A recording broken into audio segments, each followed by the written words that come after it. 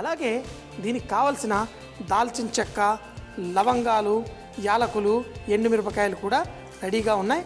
వేసేసుకుందాం. షాయి జీరా, జీలకర్ర ఇవి కొంచెం తొందరగా కుక్ అయిపోతుంది కాబట్టి ఇవి తర్వాత వేసుకుందాం. షాయి జీరా, అలాగే జీలకర్ర, కొన్ని గసగసాలు, ఇవి కొంచెం అంత మంచి రంగు వచ్చిన తర్వాత ఇవి వేసుకుందాం. ఇవి కనుక ఇప్పుడే వేస్తే ఇది మాడిపోతుంది, అందుకని కొంచెం సేపు ఇది వేగిన తర్వాతే వేసుకుందాం. ధనియాలు కూడా కొంచెం ఎర్రగా అయ్యాయి. ఇప్పుడు మన జీలకర్ర, షాజీరా, గసగసాలు అన్నీ ఇందులో వేసేసి దీన్ని స్లోగా మరి కొంచెం సేపు వేయించుకుందాం.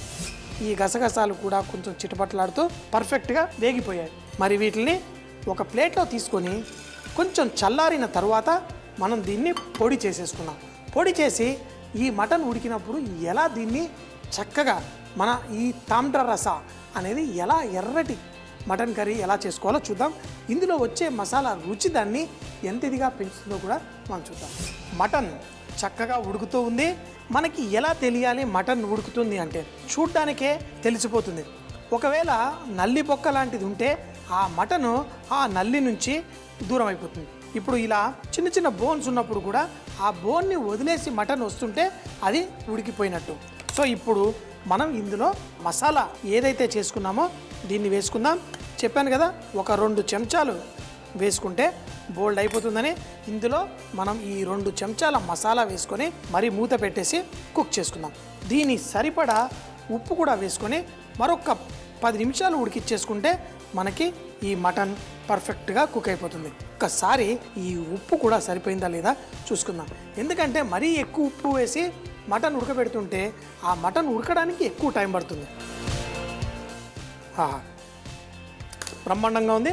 ఇంకా కొంచెం మసాలా కూడా వేసేసుకుందాం. అయితే ఆ పల్లి కొబ్బరితోటి దీనికి మంచి టేస్ట్ వస్తుంది. ఇప్పుడు ఆ నూనె పైకి తేలేంత వరకు తక్కువ మంటలో ఒక 10 నిమిషాల పాటు స్లోగా కుక్ చేసుకుందాం. మన మటన్ చక్కగా ఉడికిపోయింది. చూడండి ఎంత చక్కగా మసులుతోంది. ఎప్పుడైతే మంటని పూర్తిగా తగ్గించేసి మనం వదిలేస్తామో అప్పుడు దాంట్లో నుంచి నూనె బయటికి ఎర్రగా తేలుతుంది.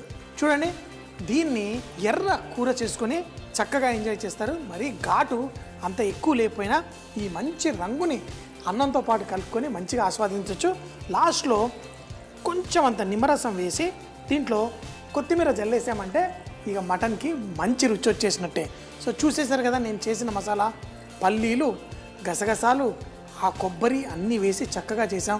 కానీ తినేటప్పుడు మాత్రం ఎవరు చెప్పలేరు ఇందులో పల్లీలు ఉన్నాయని. ఆ విధంగా మంచిగా రోస్ట్ చేసుకుంటే బ్రహ్మాండంగా ఉంది. గరం మసాలా కూడా అన్నీ కలిసింది కాబట్టి కొంచెంగా దాని మంచి రుచి వచ్చేసింది. చివరిగా కొంచెం కొత్తిమీర. ఆ నూనెంతా పైకి తేలుతోంది. ఆ నూనె చాలా ఇష్టంగా తింటారు చాలామంది. సో మరి ఇప్పుడు చూడండి ఎంతో పర్ఫెక్ట్గా రెడీగా సూపర్గా ఉంది ఎర్రటి ఈ మటన్ కర్రీ. స్లోగా వడ్డించేసుకుందామా. చూడండి, ఇలా వడ్డించుకుంటుంటేనే దీంట్లో ఎంతో ఆనందం. మన నల్లి బొక్కలు ఇలా చక్కగా వేసుకొని ఈ కూర మంచి గ్రేవీ పర్ఫెక్ట్గా వచ్చేసింది. పెరుగు తీసుకొని దీంట్లోనే అన్ని మసాలాలు వేసేస్తారు. సో ఇంత పెరుగు తీసుకున్నప్పుడు దీంట్లో కారప్పొడి, ఈరోజు మన డిష్లో మనం స్వస్తిక్ వాళ్ళ కారప్పొడి వాడుకుందాం. కొంచెం వేసినా మన డిష్కి మంచి రుచి వస్తుంది, మంచి సువాసన కూడా వచ్చేస్తుంది. అలాగే దీంట్లో కొంచెం అంత గరం మసాలా, జీలకర్ర పొడి వేసేసుకుందాం. జీలకర్ర పొడి వేసుకున్న తర్వాత స్వస్తిక్ వాళ్ళ ధనియాల పొడి, అలాగే స్వస్తిక్ వాళ్ళ పసుపు చక్కగా ఇందులో వేసేసి కలిపేసుకుందాం. దీంట్లో ఈ మసాలాలతో పాటు అల్లం వెల్లుల్లి పేస్ట్ కూడా ఇందులోనే కలిపేసుకుందాం. అయితే ఇలా చేయడం వల్ల మసాలాలు వేడి వేడి నూనెలో వేసినప్పుడు కాలకుండా చక్కగా ఉంటాయి. ఇప్పుడు మన మసాలా ముద్ద అన్నీ మనకు కావలసినవన్నీ చక్కగా వేసేసాం. పెరుగుతో పాటు కలిసిపోయాయి. ఇది నూనెలో వేస్తే ఇప్పుడు మసాలాలు మాడవు. ఇందులో మొగలాయి వంటలు అనేసరికి కొంచెం అంత నూనె కొంచెం ఎక్కువగానే వేసుకుంటాం. అయితే ఇప్పుడు చామదుంపలు అయితే ఉడికిపోయాయి, చికెన్ అయితే ఉడకాలి. చికెన్ ఉడకడానికి 20 నిమిషాలు పడుతుంది కాబట్టి ఒక 15 నిమిషాలు చికెన్ ఉడికిన తర్వాత 5 నిమిషాల ముందు మన చామదుంపలు ఉడికినవి వేసుకుంటే ఆ చామదుంపలు చక్కగా ఆ జ్యూసెస్ అన్ని పీల్చుకొని పర్ఫెక్ట్గా ఉంటుంది. ఈ నూనె బాగా వేడెక్కక ముందే ఉల్లిపాయల్ని కూడా మనం కోసి పెట్టేసుకుందాం. ఉల్లిపాయ ఒక సగం ఉల్లిపాయ వేసుకుంటే సరిపోతుంది. సన్నగా కట్ చేసేసి ఈ నూనెలో కొంచెం రంగు వచ్చేంత వరకు వేయించుకొని ఈ వంట స్టార్ట్ చేద్దాం. మరి మొగలాయి స్పైసెస్లో వాళ్ళు షాయి జీరా కబాబులకి వాటికి ఎక్కువగా షాయి జీరా వాడుతూ ఉంటారు. ఇందులో మనం కొంచెం షాయి జీరా వేసుకుందాం. తర్వాత ఈ సన్నగా కట్ చేసుకున్న సగం ఉల్లిపాయ వేసుకుంటే సరిపోతుంది. మరి ఆ పెరుగులో ఉన్న పులుపు మన చామదుంపకి ఆ తగిన రుచిస్తుందా లేదా చూస్తూనే ఉండండి. ఇందులో మన ఉల్లిపాయలు వేసి చక్కగా వేగుతున్నప్పుడు ఇందులో కొంచెం అంతా ఉప్పు వేసేసుకుందాం. ఉప్పు వేయడం వల్ల ఉల్లిపాయలు మంచి ఈవెన్గా కలర్ అవుతాయి. కొన్నిసార్లు ఉల్లిపాయలు మనం ఫ్రై చేస్తూ ఉంటే కొంచెం అటు ఇటు అవుతుంది. ఉప్పు వేసేసినప్పుడు ఆ ఉల్లిపాయల్లోని తేమని బయటికి లాగుతూ ఈజీగా ఫ్రై అవుతాయి. వేసి లైట్గా కలుపుకుంటూ కుక్ చేసుకుందాం. ఈ ఉల్లిపాయలు కొంచెం బంగారు రంగు రాగానే ఇందులో పుదీనాకు బిర్యానీలలో వాటిల్లో వేసుకుంటూ ఉంటాం కదా, దీంట్లో కూడా వేసి పుదీనాకు ఈ ఉల్లిపాయలు బ్రౌన్గా అవుతూ ఉంటాయి. పుదీనాకు కొంచెం వేగుతుంది. ఇందులో ముందుగా చేసి పెట్టుకున్న ఈ పెరుగులో వేసిన ఈ పేస్ట్ మసాలాలు అన్నీ ఉన్నాయి కదా, కారం ధనియాల పొడి అన్నీ ఇందులో వేసేసుకున్నా.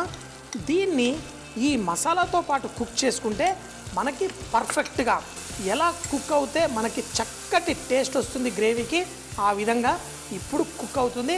మసాలాలో నుంచి ఎర్రటి రంగు అలాగే నూనె బయటకు వచ్చేంత వరకు మనం కుక్ చేసుకుందాం. ఇప్పుడు మన చికెన్ ముక్కలు ఇందులో వేసి కుక్ చేసుకుందాం. ఇప్పుడు మన మసాలా చాలా టేస్టీగా పర్ఫెక్ట్గా ఉంటుంది. చూడండి అన్నీ. అయితే ఇందులో తలకాయ ముక్కలు తోక ముక్కలు అన్నీ చక్కగా వేసేసుకుందాం. ఎందుకంటే అస్సలు చక్కగా ఎంజాయ్ చేయవలసింది ఈ చికెన్ కంటే మన చామదుంపలు. ఈ చికెన్ వేసిన తర్వాత దీంట్లో తగినన్ని నీళ్లు పోసేసి దీన్ని ఉడికించుకుందాం.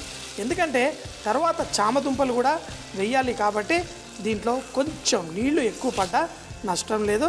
ఈ మాత్రం నీళ్లు పోసుకొని ఈ చికెన్ ముక్కలు చక్కగా మూత పెట్టి ఫుల్ మంటలో ఒక 15 నిమిషాల పాటు ఉడకనిద్దాం.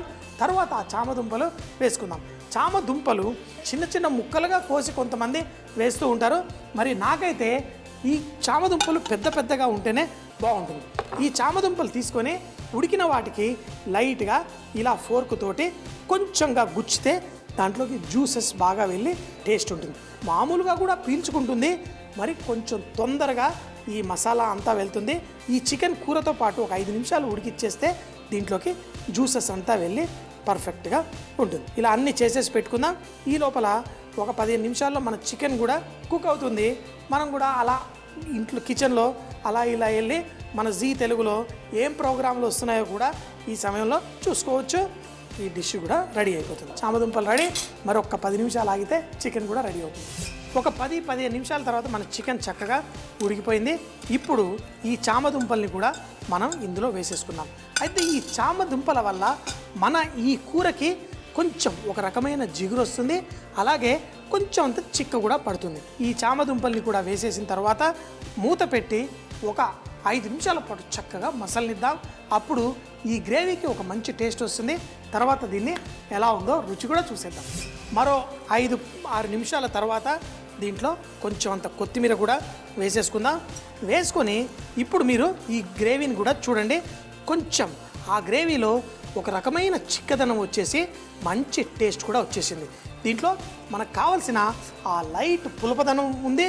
అలాగే ఈ చామదుంపలు కూడా భలే టేస్టీగా ఉంటాయి. చూడండి ఈ చామదుంపలు ఆ చికెన్ రెండు కలిపేసి మంచిగా ఈ ముక్కల కంటే చామదుంపల వల్ల మన జ్యూస్ భలే గుమగుమలాడుతూ దాంట్లో ఒక మంచి మెరుపు వచ్చేసి పర్ఫెక్ట్గా ఉంది.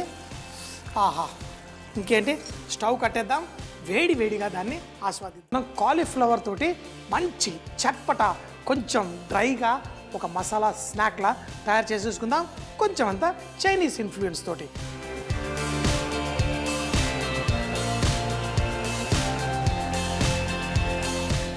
ఈ క్యాప్సికమ్ ముక్కలు ఇవన్నీ ఏంటంటే చక్కగా వేడిగా తింటుంటే దీంట్లో అద్దిరిపోయే